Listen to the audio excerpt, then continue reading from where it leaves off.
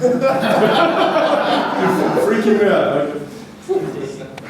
It's Tuesday. Tuesday, okay. All right. Just turn around. Shocking. Okay, well,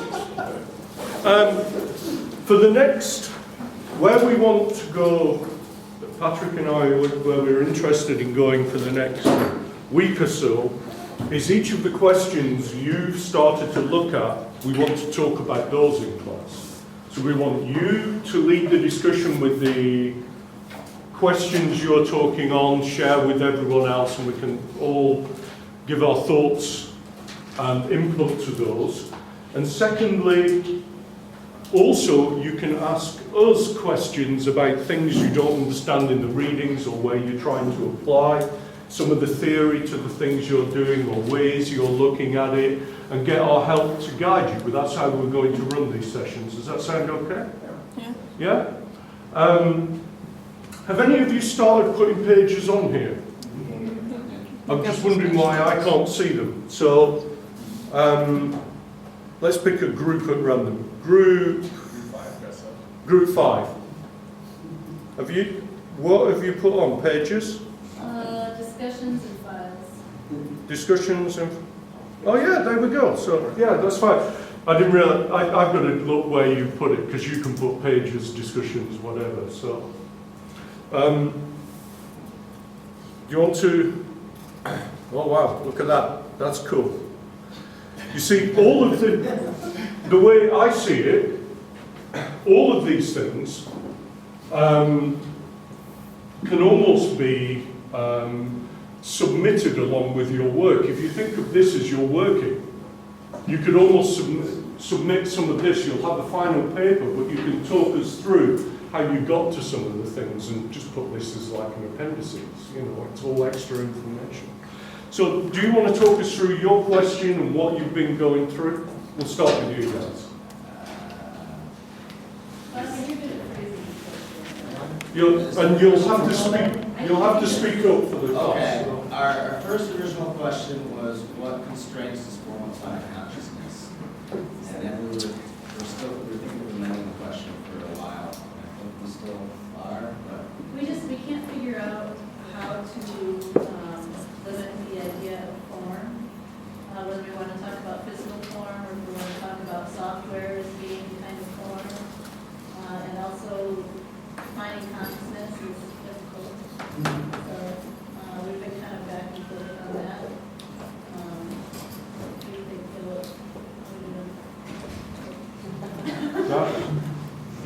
That seems to me a really good area to focus in on, that word form with consciousness, because that, I think, I'm not even going to start to try and explain it, but many of the things Patrick has talked about, the way of breaking these questions down into the kind of the material, the process, to break the question down. That definition of form as regards consciousness can possibly be broken down. Would you say so, Patrick? Would you? Oh, it's a complicated term, obviously. There'll be some approaches that will say there couldn't be anything like consciousness without form. So that form is a precondition of consciousness itself. So I don't think that's the sense of form that you probably have in mind. So when you're asking the question, so you're thinking, your question seems to be implying that form puts constraints on consciousness, and you were mentioning something like physical form. So can you give me a sense of the kinds of things that you might have in mind when you're talking about form? well, for physical form, like each of us are humans, so we have very similar ways of thinking compared to us and dogs. And all our brains are different, wired different hardware-wise. It's not just like abstracts that are different, we're physically, biologically different. And the more our DNA is different from another animal, the harder it is to understand the world. Like, what is it to be a bat or like even bugs, like consciousness in the ant colony or something. It's hard to. I think that's a lot to do with how we perceive the world too. That's what I think of. If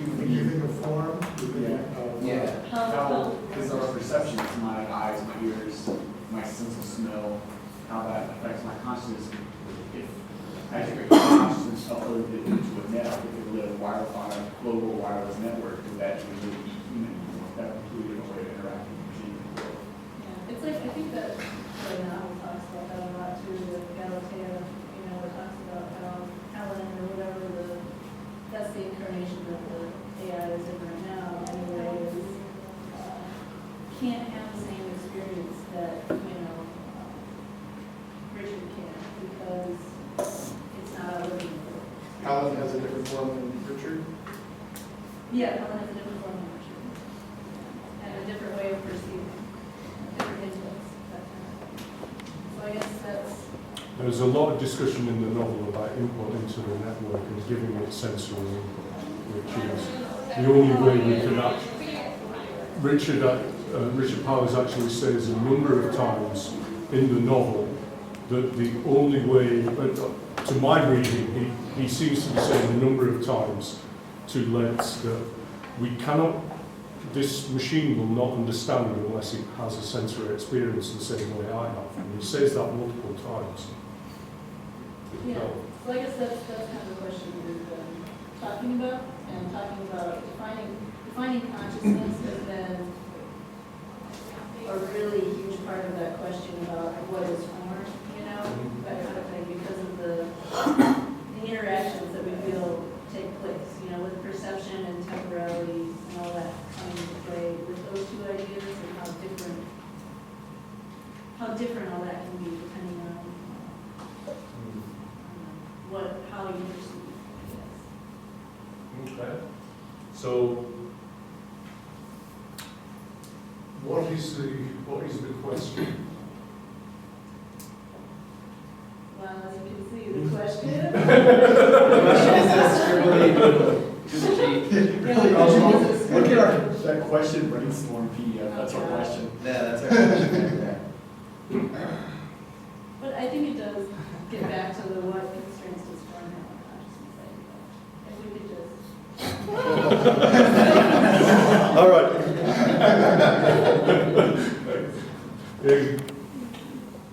Chaos theory, yeah. Don't go there.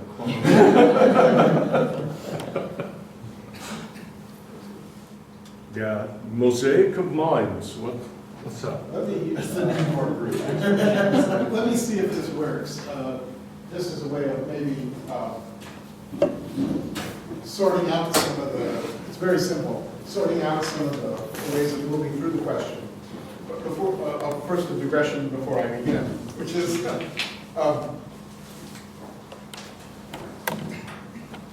Tristram Shandy, which James Joyce called the funniest novel in the English language. There's a line when Tristram is narrating his own story, and he says to define is to distrust. Okay, it's one of my favorite quotations. Because a lot of times when we're working in a kind of chaotic way with ideas that keep folding into one another and spinning off in 1,000 directions, we want to limit that chaos by locking down our definitions. It's probably better to pursue when we're working in this way, it's probably better to pursue a slightly different approach, which is to just try to describe things rather than to define them. Okay? So when you're feeling that pressure to define something, just say, well, maybe I can just describe it. So just try to describe what consciousness, how a human body, with the ways in which human eyes and ears see and hear, might have a slightly different kind of consciousness than, say, a dog, right, or a worm, whatever you choose to think about. So with that in mind, a simple scheme that Heidegger gives us in Being and Time is very powerful. It basically says that whenever we're making, seeking out something or thinking about something, whenever we're inquiring about something, there's always that which we ask about. I've given this to you already, okay? So what is it that we're asking about? Are you really asking about consciousness in this case and form, or are you really asking about bodies? That would be one. So, and maybe you don't know yet. That's fine. A lot of times we don't know what the answers to these things are until we're quite far along in a project. But then the second thing that Heidegger says, whenever we're engaging in any kind of inquiry, there's that which we're asking about, but there's also that which he calls it interrogating. The thing that we're questioning, we're asking our questions of something. So in this case, what's consciousness for a human being? What's consciousness for a cat or a dog? Okay? And of course, cats think they have more sophisticated consciousnesses. No, cats know. Well, I'm a dog person, so I just think they I'm a cat person. And then the simple thing is when these two things start to interact, then you start to find something out. Okay, so this is a very simple scheme, but what it'll help us, what in part it helps us to do is to sort out the thing we're asking the question of from the kind of question that we're actually phrasing. So using this, I just kind of say, are you asking the question of human beings? And if you think about human beings, then what kind of human being are we asking the question of? Are we asking it of infants? Are we asking it of kids in middle school? Are we asking it of adults, of older people? So it's quite possible, isn't it, that consciousness not only changes from species to species, but within a person, consciousness may change and alter because what you might be calling the form here, because the body itself ages. And so what you can do is you can begin to focus the question down and see where it takes you. Is that working? I don't know, how might your conversations play out now, given where have certain kinds of interesting little facts surface, or are you sort of in that realm of just thinking about large things like chaos theory and universal consciousness kind of things because of the mosaic of time? We were just talking, and these ideas came up, so I wrote it down. I do like the way I always like anyone who mentions Gibson, but bringing in media is something we do want you to do, to bring in kind of So why don't we go with novels. that? What does the neuromancer tell us about consciousness? See, because that's a perfect example of what I'm talking about. So you can ask this question about consciousness and form of neuromancer. So what happens in that novel with bodies? There's consciousness without a body, consciousness living on a net, basically. And that's actually what when I think of artificial intelligence, I think of neuromancer in the way that the AI living on the net is a completely, it doesn't have consciousness. It has a hard time translating the way it thinks its plans and decisions to a human. You see, Okay, now is this merely a fictional fantasy about consciousness? Or is it a possibility given what we know I'd about like to answer neuromancer that now? one because Gibson envisaged technology which didn't exist, which scientists then read his novels and went and developed based on the novels he wrote. So I think of Gibson differently. I see him as the forefather of virtual environments rather than the forefather of artificial intelligence. The books are far more for me about other worlds and other spaces than about artificial consciousness. So, and that's the technology that was developed from his novels more.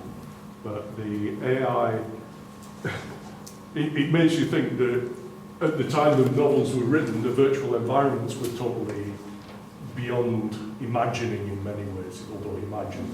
In neuromancer, you have an AI creating a virtual environment that human consciousness can't live in. Can live in and do everything you would do in this world in that virtual environment, but it's completely created by an AI.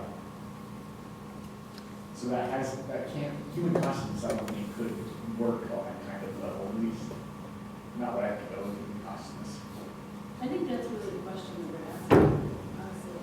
Like when we're talking about developing artificial intelligence and artificial consciousness, like maybe how would human consciousness change if it was existing in artificial form?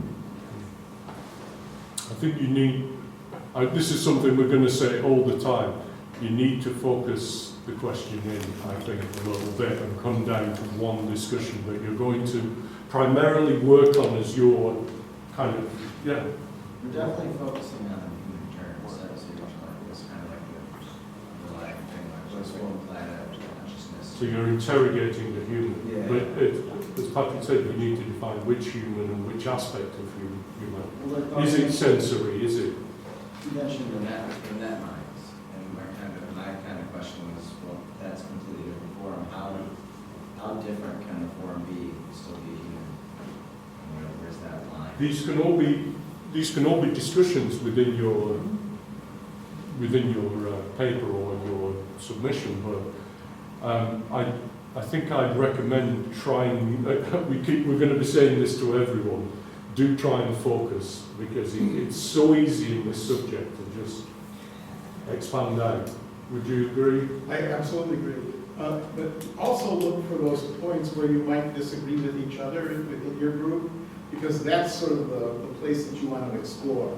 So see disagreement as the possibility for exploring your ideas. So I think I caught, so Phil, a minute ago you were saying something wasn't possible, right? And so on the one hand, we have the sense that in Gibson's novel, something's possible, if I'm understanding you right. But you're saying, but that's in the novel, that's in the world of the novel.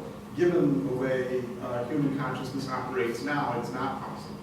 Did I understand you right? Kind of. I was saying, Can you just clarify that for me? the fact that what the AI does in that novel, I could imagine an AI doing one day, but I couldn't imagine a human consciousness doing one day. That was basically creating a world. Okay, so make that something like a claim to assert, at least for purposes of discussion within your group, that if I'm hearing you right, human consciousness could never create a world. Create a world to that level of, a virtual world to that level of detail where a human wouldn't even know they were in a virtual world, living in Lakers. Okay, so try to formulate that, and then test it with the ideas of the other people in your group. Okay, and do the rest of the people in your group kind of feel the same way? So it's not so much that human consciousness doesn't create a world, it's creating a believable world with a certain level of detail, if I'm following you. So what you see what's happening here is we just push on the idea a little bit. It becomes more and more specific. It begins to become a little bit more precise. And then you can get down to some interesting discussions. Because it's not so much interesting to say whether or not human consciousness create a world, but it is interesting to think about what might be the limits to the details of that possible world. And always come back to the divide, because it's the divide in the course, and it's really the divide where we are in terms of our own historical moment, between what we can imagine and what can actually be realized. And we're always going to be working along that boundary, okay? And so I'll often ask this question: are we talking about something that we can imagine as being a possibility down the road versus something that we can actually do now? Okay? And I actually think, because I kind of know the way tools sort of work in the world, that we often create tools that we don't fully understand how to exploit in the best sense of the word. We don't fully know how to deploy them. So a lot of times, when we look back at something and say, well, that's pure genius, it's just because somebody figured out a new use for an old, available or commonly used tool. So one of the questions that I'm kind of intrigued by is, we may have already available to us all kinds of things that we could act on and realize that we haven't yet begun to imagine. So, and I think from your point of view, you probably work that angle too, right? As a computer scientist, I think you're often kind of saying, well, we already have these abilities to run these programs and to make these things happen. It's just that we haven't actually had the time, the energy, or the resources to make it happen. Well, that's exactly what happened with Gibson's work. People had computer technology and they developed interactive 3D graphical systems because they read these novels, and the concept became available of we could have these virtual worlds we could live in. People moved to develop them. So it's something like Second Life, if I'm understanding? Yes, that's exactly the modern descendant of those early systems. People like Gerald Lanier worked directly from Gibson's novels. They claim all their inspiration came from that, which is a fascinating. It's amazing. To me, it's one of the most fascinating creation stories in computer science, where someone developed a computer science technology from a novel, which is, quite fascinating. So then, what is this novel? That is a novel, right? If this is possible, we usually think of novels as just being sort of fiction, right? But what your insight is saying is there's something about a novel that's not merely fiction. right? Potential. Huh? Potential. Well, no, if it became something like an agenda for action, right? Oh, right, let's act on this fantasy, let's act on this projected world. Can I?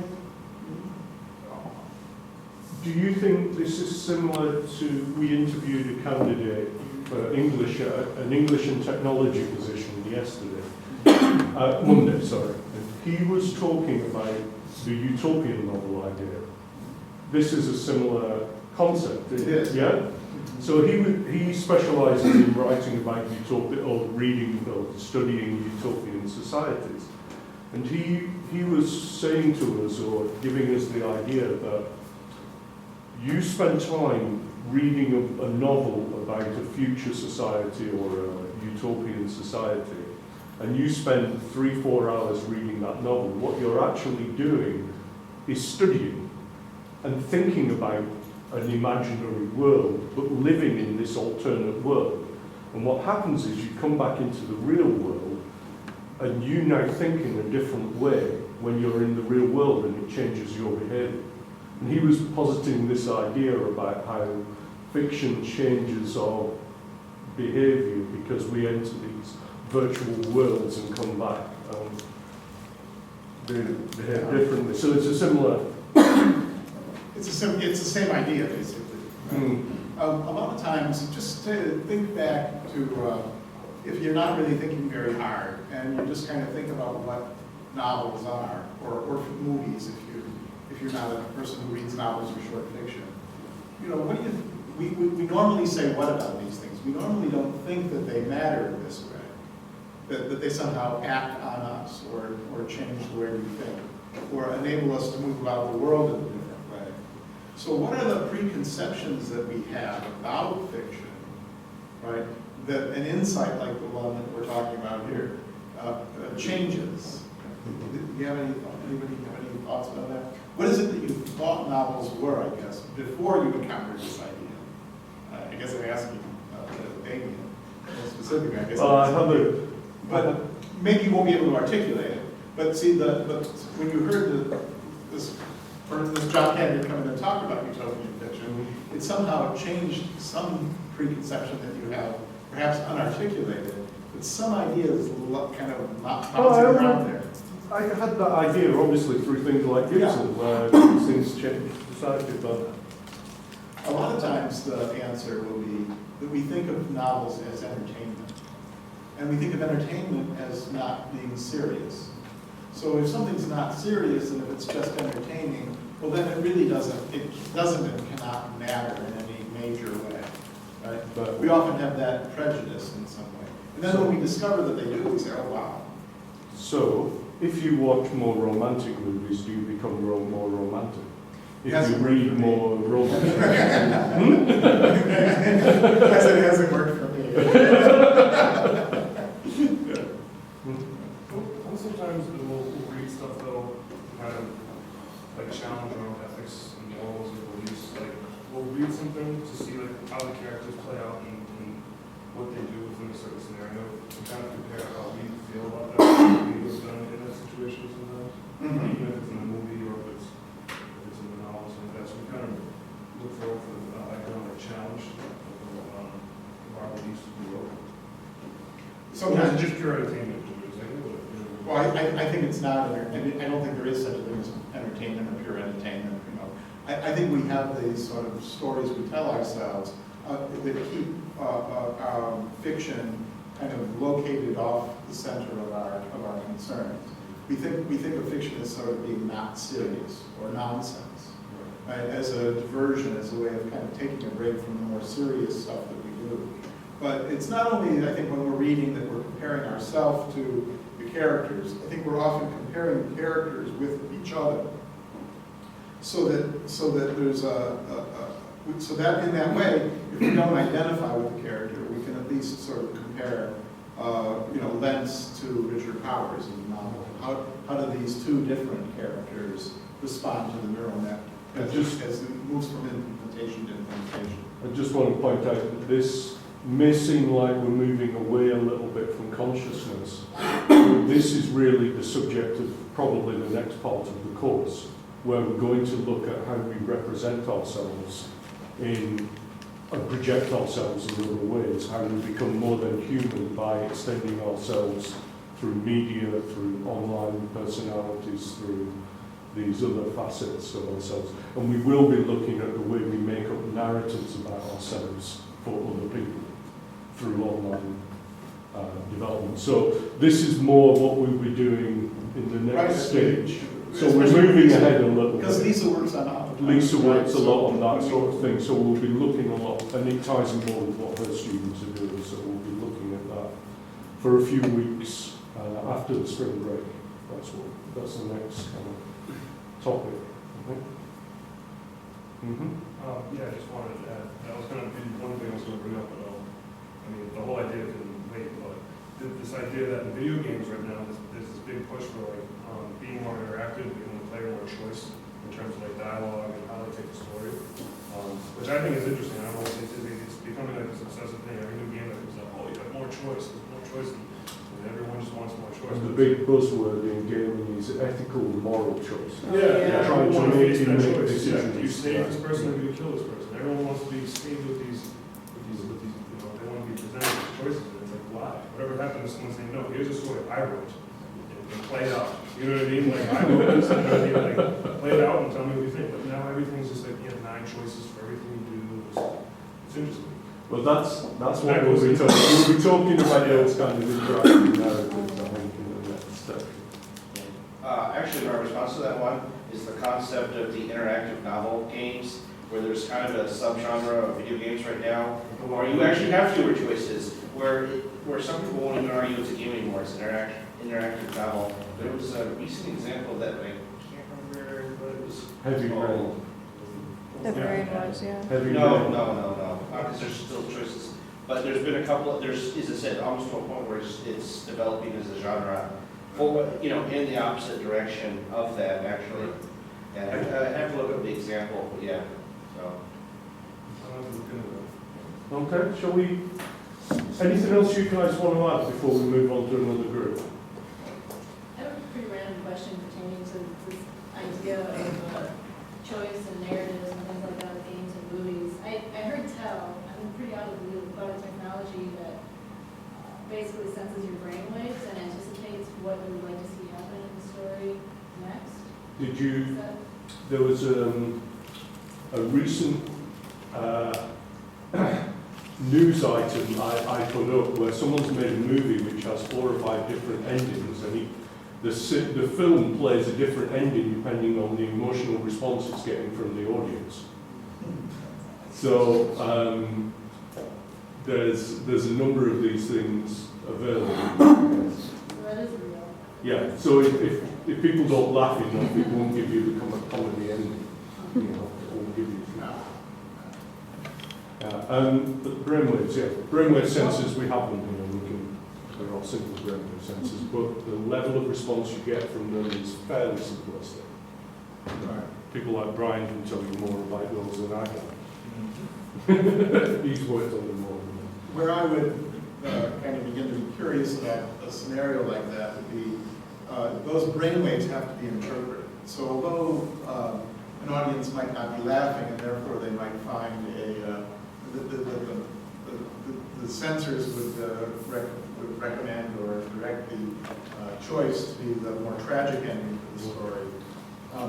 It may be the case that they're just not laughing, but they might still find the narrative more in a comic tradition than a tragic one. Is that making some sense? So my feeling is that, I don't know how to say this quickly because I'm not familiar with the technology, but that those choices have to be interpreted by some kind of agency. And the interpretation may not be as clear cut as a certain kind of sensor reading might imply. And so I want to look at this because I think that would be an interesting conversation to have. In other words, I don't think that that you can say that there's a one-to-one correspondence or correlation between a response and meaning. If that makes some sense. But as an empirical scientist, I'm going to disagree with that. Of course, yeah, that's why we have this concept, so we can have this argument. But it's moving in that way, I think, that general conclusion. One other quick thing before we move to the next group, and that is, when you do find yourself with a question like, what constraints does form apply to consciousness, which is the way it was formulated initially, just remember, what are the conditions that, in your own thinking, that gave rise to that question?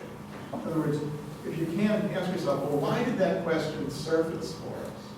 What was on our minds that made that question at that point kind of compelling and And interesting? so why is it important? Right. All questions are really responses to something that precedes them.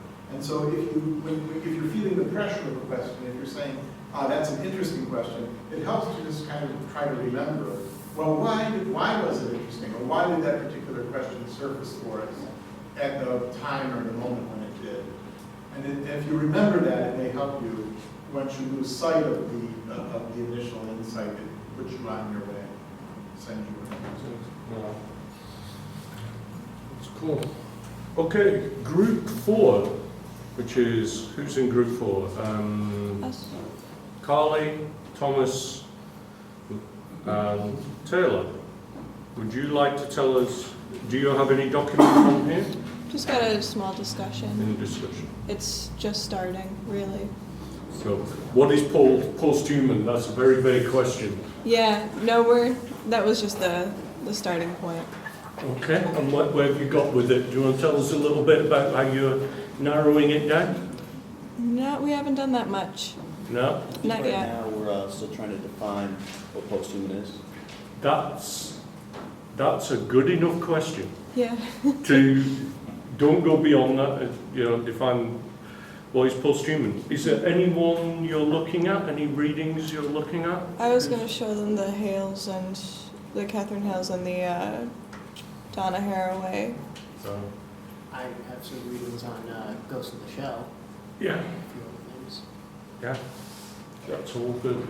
Hales and Haraway are perfect starting points to this, I think. Patrick, would you? I agree, yeah. Have you started in on reading Catherine Hales or? Carly has, Yeah, I because she did. was Oh, you were involved in satisfied. helping I've read us set Damien's this up. readings. Hmm? I've read your readings. Yeah.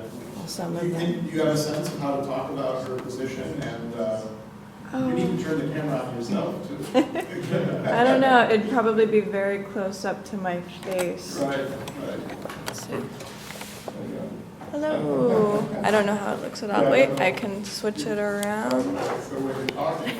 I wonder if this is their first shot of me, like ever. Why don't you talk us through a little bit about what you understand of Catherine Hales? I haven't read them since their beginning of January. If you don't mind, I'd like to, if I could just grab my notes Sure. really quick. If anybody else, if you guys want to maybe talk about what you've got so far. Yeah, just to fill some time, I think right now we're at an impasse as to whether or not post-human would be something machine-like or unhuman, or some sort of lesser emotional being, or if there would be more empathy in a post-human person, or whatever that might look like. That's an excellent question. Really, it's a really good way to split from not just what is post-human, one aspect of that, and just say, let's just look at this one question. That's a really good way to bring it in. Really nice. And to focus it on empathy or something. Focus it on empathy is Yeah. great, yeah. I was thinking I'm reading Neuromancer 2 right now. I'm about halfway through, and just kind of seeing in the beginning how they're like, oh, we'll just throw another lung in there, and, add this chip right here that'll give you some access to this sort of thing, and it, like I mentioned when we were talking about this before, the cultural connotations and the idea of still being human and the sci-fi genre, or explaining how we are as human currently in a future sense. And Ghost in the Shell is another Yeah. excellent example of that, so these media forms both What is it about- address that problem. I saw Ghost in the Shell many, many years ago. What is it about Ghost in the Shell that speaks to this? Well, I pointed out that there are plenty of points because the two of the main characters, Major Motoko Kusanagi and her assistant Bato, they're a part of this team that is, most of them have cybernetics. They're like the two people that have almost entirely cybernetic bodies. And they're the two characters throughout the entire film where like they try very hard, especially with the major.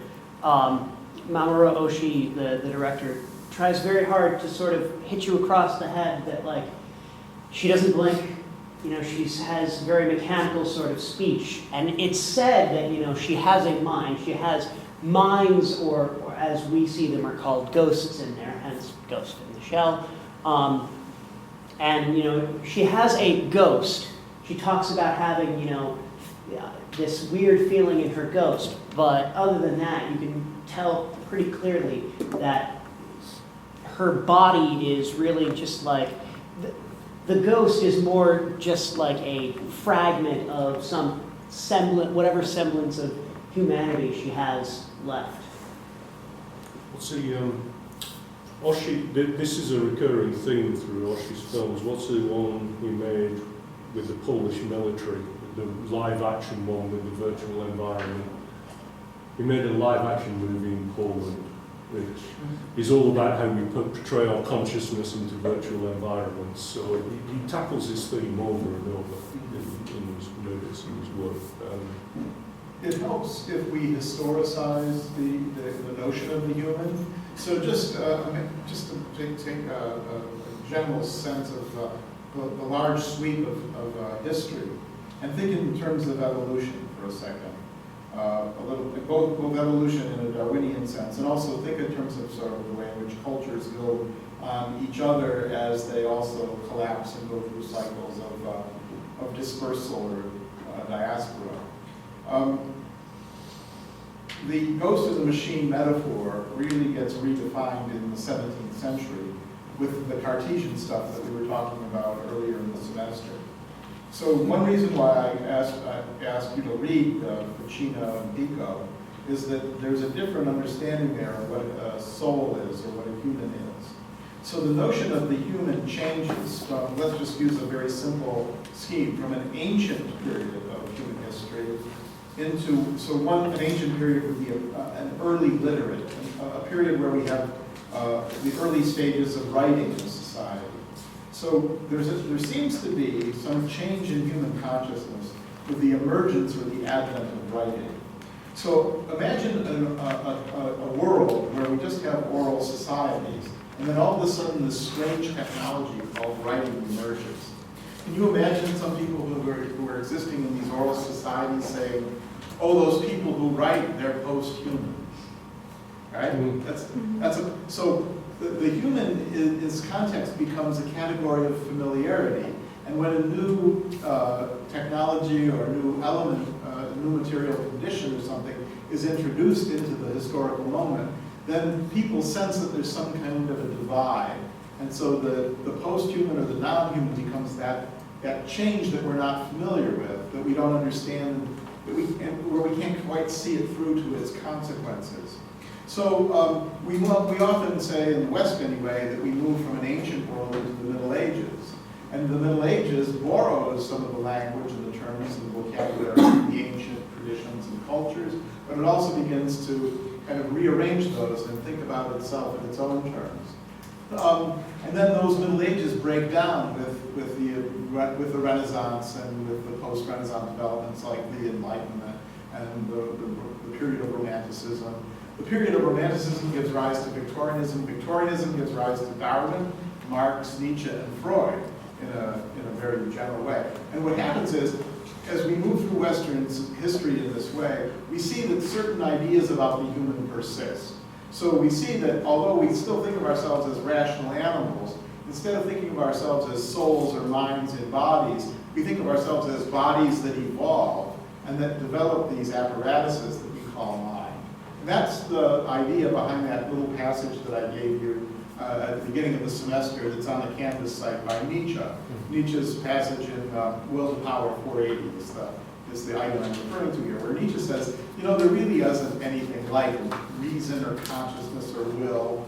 These are just concepts, these are just words that we use to kind of describe a certain species of animal as it evolves. Remember that passage? Yeah. Okay, so when we think in this way, then the post-human is always part of whatever it is that we call the human. It's just that stuff that we say we're not, and then somehow we become that. Is that making some sense? So think about one way to puzzle through this is to think about the post-human as something that is at first denied or negated, but emerges as an unanticipated consequence of something like an invention or technology, or some kind of an insight into the nature of nature, or the nature of what it is that we are. And that may help you to puzzle through the problem. Okay. I've got a few Yeah. responses. Sorry, Yeah, so I'm going to try to I guess I'm just a little confused. Okay. So essentially you're describing memetics, which are cultural regimes, right? I'm not sure I have that. Okay, because, I mean, like tools are forms of our being, essentially. Well, I think a meme is a concept, if I understand it right, Right. that we use to describe or to understand differently what we mean by a tool. Okay. Yeah. I really like this concept of category of familiarity and the idea of learning to write, making you post-human, because that's essentially what, and because you're in this pool of familiarity, something outside makes it seem strange. And we're in that process right now with various technologies, where we're seeing developments that may change humans, give them other abilities that we're seeing as strange. So we're in that now. So I do like that. But one kind of question for you, you talk about us staying as a rational animal throughout, these different periods of society. But our thought process has changed slightly. But the one thing you didn't mention is, when I had a look through these, their concept of being human was very tied to a religious belief as well. So, that has kind of course there are still people who are religious, but it has that changed as well? Because that seems fundamental to what the way they describe consciousness was completely tied to that. A couple To a belief in. I'm going to try and give you a short answer. I'm not, so stop me if I get rambling again. The concept of religion itself is going to change from time to time and from culture to culture. So it is true that in the readings that I've given you by Ficino and Pico, that they're writing in a Neoplatonized, early Renaissance moment where they're drawing on the discourse of Christendom, of the language of Christianity. And it's the way it gets phrased in the Middle Ages through writers like Aquinas. Okay? What I was trying to suggest very quickly in the discussion of the post-human there a second ago, it's easier if I draw it on the board. Both people who embrace the Darwinian hypothesis and all of the evidence that has accumulated around our insights into evolution, and people who are Bible believers and people who are deeply invested in some kind of creationist account. Both of those two camps accept this understanding that human beings are rational animals. Okay? It's just that the creationists put stress on the rational part, right? And they see that in their creationist account, they're saying that God created all of the things in the world, animals among them, and among those animals are these rational animals with souls, who are made in the image and likeness of God, okay? So the creationists, what I'm saying here I think is controversial, but just wait because it gets worse. The creationists buy into this side of the paradigm, okay? Now think about the biologists. The biologists buy into this side of the paradigm. They're saying, no, those creationists are wrong. We're animals that evolve as like all kinds of other animals. We're just a species like any other species, right? We adapt, we survive, we breed, and or we don't, and we go extinct. Okay, so both camps have accepted, but have placed different emphasis upon this, and now I'm going to use the word definition, right? And I mean definition here in a technical sense. They both agree that what makes human beings is that we're rational animals. They fundamentally come into conflict, creationists and evolutionary theorists, because they share a world. And the world that they share is built around this metaphysical definition, this metaphysical determination that human beings are rational animals. But what if human beings aren't rational animals? What if it's accurate to say we have minds and bodies, okay? But it may not be adequate. It may not be adequate to say that that's all it is that we are these rational animals. Okay? Because before people talked about themselves as rational animals, we used a different vocabulary. The ancients didn't call us, when they were talking about themselves as people, they didn't call themselves rational animals. They called themselves mortals. We're mortals. And what is it that we're opposed to? Immortals. Okay. Now, this isn't I have to kind of put a footnote here because this gets loaded up on the internet and so this isn't my brilliant mind speaking. I'm just summarizing for you the work of Heidegger. It's why I've been asking a lot of people to read Heidegger, because when we read Heidegger in this context, he starts to look very different for us. He enables us to think and to move in some interesting ways. Okay? So the first paragraph, am I taking up too much time? Well, we need to move on. Yeah, well, we're going to be, over the next few weeks, we're going to be talking to these groups, so if we only get through 3 today, we'll do 4 next week, you know. Can I show you something that's kind of, it's just one paragraph, if I can find it in here. And I think it's already on the campus site. But let me just show you the sort of abstract philosophical, I need to put this up on the Elmo. And then I'll stop yapping and get back to the... But it does occur to me that each of you have your own individual religious beliefs, you know, which of course, and I think it's going to be quite fascinating because all these questions we're asking, these obviously have will affect your view of this question of consciousness. Let me just see if I can show you here.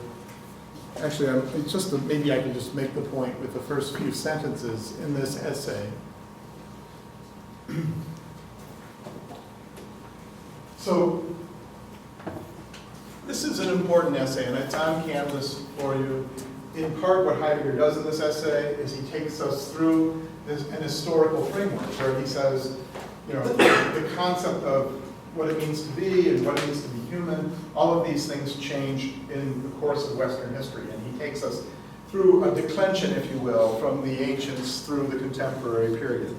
Okay? And what he's going to say is that basically the argument, in terms of what I've been talking about already, is this idea that human beings are rational animals is based on what he's going to call metaphysics, a specific kind of metaphysics. And metaphysics is what he describes in these sentences. He says, in metaphysics, reflection is accomplished concerning the essence of what is.